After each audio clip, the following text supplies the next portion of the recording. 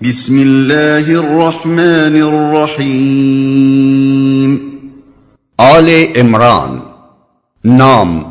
اس سورت میں ایک مقام پر آل عمران کا ذکر آیا ہے، اسی کو علامت کے طور پر اس کا نام قرار دے دیا گیا ہے۔ زمانہ نزول اور اجزائے مضمون۔ اس میں 4 تقریریں شامل ہیں۔ پہلی تقریر آغاز سورت سے چوتھے رکوع کی ابتدائی 2 آیتوں تک ہے، اور وہ غالباً جنگ بدر کے بعد قریبی زمانے ہی میں نازل ہوئی ہے۔ دوسری تقریر آیت اللہ نے آدم اور نوح اور آل ابراہیم اور آل عمران کو تمام دنیا والوں پر ترجیح دے کر اپنی رسالت کے کام کے لیے منتخب کیا تھا سے شروع ہوتی ہے اور چھٹے رکوع کے اختتام پر ختم ہوتی ہے۔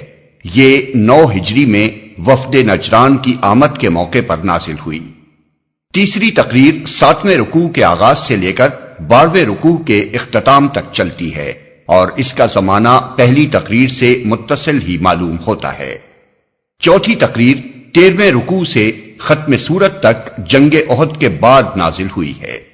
خطاب اور مباحث۔ ان مختلف تقریروں کو ملا کر جو چیز ایک مسلسل مضمون بناتی ہے وہ مقصد و مدعا اور مرکزی مضمون کی یکسانیت ہے۔ سورت کا خطاب خصوصیت کے ساتھ 2 گروہوں کی طرف ہے، ایک اہل کتاب یعنی یہود و نصارہ، دوسرے وہ لوگ جو محمد صلی اللہ علیہ وسلم پر ایمان لائے تھے۔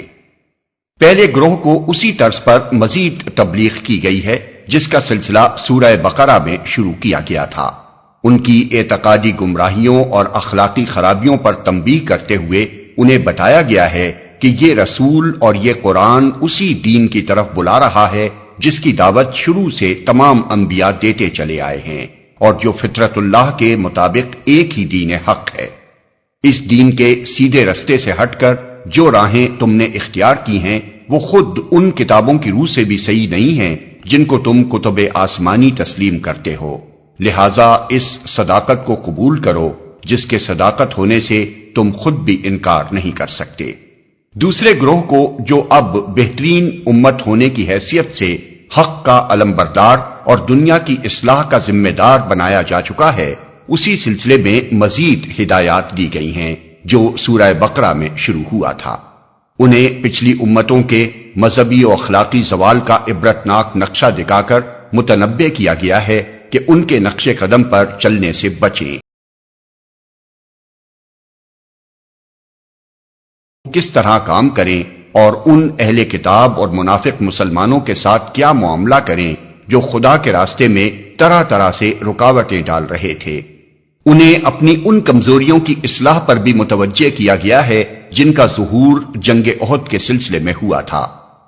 اس طرح یہ سورت نہ صرف آپ اپنے مختلف اجزاء میں مسلسل و مربوط ہے بلکہ سورہ بقرہ کے ساتھ بھی اس کا ایسا قریبی تعلق نظر آتا ہے کہ یہ بالکل اس کا تتمہ معلوم ہوتی ہے، اور یہ محسوس ہوتا ہے کہ اس کا فطری مقام بقرہ سے متصل ہی ہے۔ شان نزول۔ سورت کا تاریخی پس منظر یہ ہے، ایک، سورہ بقرہ میں اس دین حق پر ایمان لانے والوں کو جن آزمائشوں اور مصائب و مشکلات سے قبل از وقت متنبع کر دیا گیا تھا وہ پوری شدت کے ساتھ پیش آ چکی تھیں۔ جنگ بدر میں اگرچہ اہل ایمان کو فتح حاصل ہوئی تھی، لیکن یہ جنگ گویا بھیڑوں کے چھتے میں پتھر مارنے کے ہم مانی تھی۔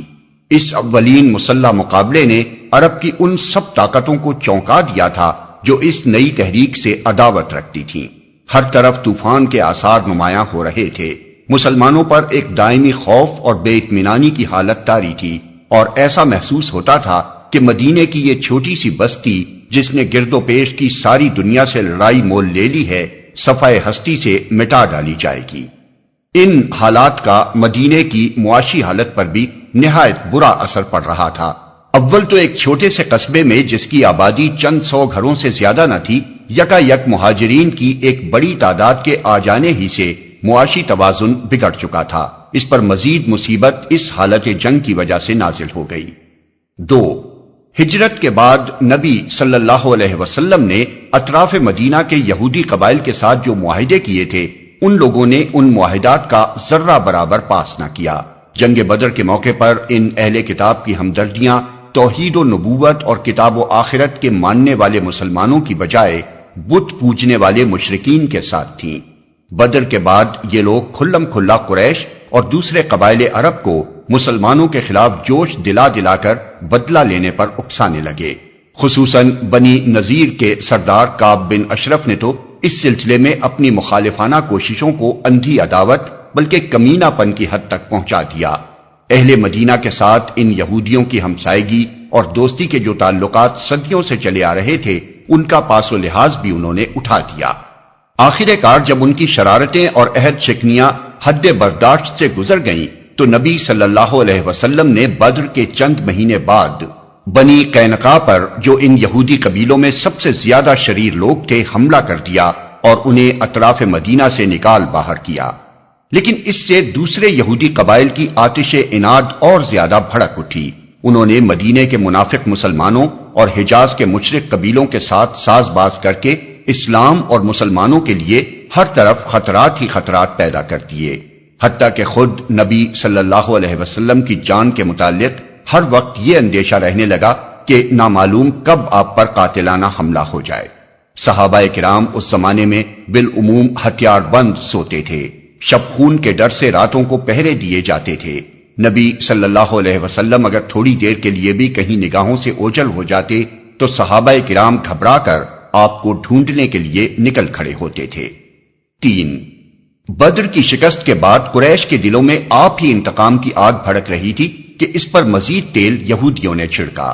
نتیجہ یہ ہوا کہ ایک ہی سال بعد مکے سے 3000 کا لشکر جرار مدینے پر حملہ آور ہو گیا اور احد کے دامن میں وہ لڑائی پیش آئی جو جنگ احد کے نام سے مشہور ہے۔ اس جنگ کے لیے نبی صلی اللہ علیہ وسلم کے ساتھ 1000 آدمی مدینے سے نکلے تھے، مگر راستے میں سے 300 منافق یکا یک الگ ہو کر مدینے کی طرف پلٹ گئے، اور جو 700 آدمی آپ کے ساتھ رہ گئے تھے ان میں بھی منافقین کی ایک چھوٹی سی پارٹی شامل رہی، جس نے دوران جنگ میں مسلمانوں کے درمیان فتنہ برپا کرنے کی ہر ممکن کوشش کی۔ یہ پہلا موقع تھا جب معلوم ہوا کہ مسلمانوں کے اپنے گھر میں اتنے کثیر التعداد مارے آستین موجود ہیں، اور وہ اس طرح باہر کے دشمنوں کے ساتھ مل کر خود اپنے بھائی بندوں کو نقصان پہنچانے پر تلے ہوئے ہیں۔ 4. جنگ احد میں مسلمانوں کو جو شکست ہوئی اس میں اگرچہ منافقین کی تدبیروں کا ایک بڑا حصہ تھا، لیکن اس کے ساتھ مسلمانوں کی اپنی کمزوریوں کا حصہ بھی کچھ کم نہ تھا، اور یہ ایک قدرتی بات تھی کہ ایک خاص طرز فکر اور نظام اخلاق پر جو جماعت ابھی تازہ ہی بنی تھی، جس کی اخلاقی تربیت ابھی مکمل نہ ہو سکی تھی، اور جسے اپنے عقیدہ و مسلک کی حمایت میں لڑنے کا یہ دوسرا ہی موقع پیش آیا تھا، اس کے کام میں بعض کمزوریوں کا ظہور بھی ہوتا۔ اس لیے یہ ضرورت پیش آئی کہ جنگ کے بعد اس جنگ کی پوری سرگزشت پر ایک مفصل تبصرہ کیا جائے، اور اس میں اسلامی نقطۂ نظر سے جو کمزوریاں مسلمانوں کے اندر پائی گئی تھیں ان میں سے ایک ایک کی نشاندہی کر کے اس کی اصلاح کے متعلق ہدایات دی جائیں۔ اس سلسلے میں یہ بات نظر میں رکھنے کے لائق ہے کہ اس جنگ پر قرآن کا تبصرہ ان تبصروں سے کتنا مختلف ہے جو دنیاوی جنرل اپنی لڑائیوں کے بعد کیا کرتے ہیں۔ سمع و بصر نے مولانا سید ابو العلا مودودی رحمت اللہ علیہ کی مشہور تفسیر تفہیم القرآن کی 6 جلدوں کو 6 آڈیو CD MP3 کی شکل میں تیار کیا ہے۔